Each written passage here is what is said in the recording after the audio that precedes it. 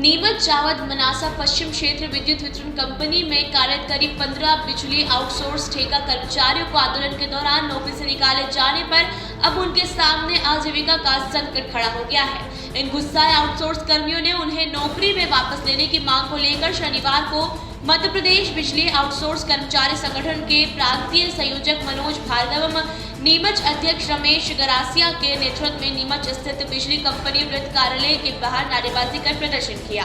उन्होंने चेतावनी दी कि यदि आंदोलन के दौरान हटाए गए ठेका कर्मचारियों की तत्काल वापसी नहीं हुई तो ये कर्मचारी 2 सप्ताह बाद इंदौर पोलो ग्राउंड बिजली कंपनी परिसर में परिवार सहित भूख हड़ताल पर बैठने हेतु विवश होंगे।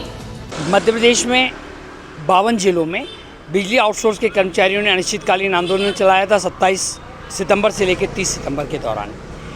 इसके बाद माननीय ऊर्जा मंत्री जी के आश्वासन पर सभी कर्मचारी काम पे लौट आए और उन्होंने ये आश्वस्त किया कि किसी भी कर्मचारी को नौकरी से नहीं हटाएगा। लेकिन मध्य प्रदेश के 50 जिलों में किसी भी कर्मचारी को नौकरी से नहीं हटाया गया।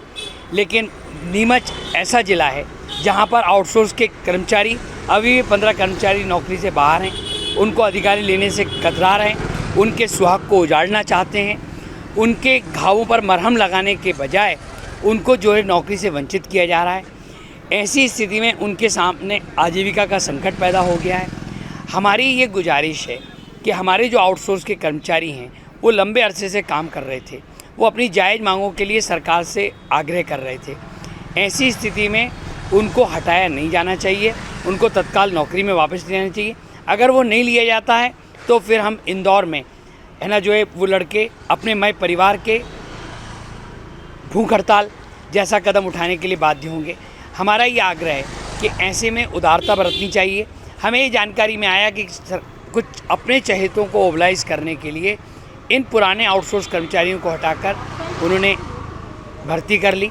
हमारा ये आग्रह है कि बेसिक चीज़ पे जाना चाहिए। बिजली कंपनी जो 6 मध्य प्रदेश की हैं उसमें पिछले 12 वर्षों से ऑफिस स्ट्रक्चर रिवाइज नहीं हुआ है। ये ऑफिस स्ट्रक्चर जो है उपभोक्ताओं की संख्या 12 सालों में कई गुना बढ़ गई।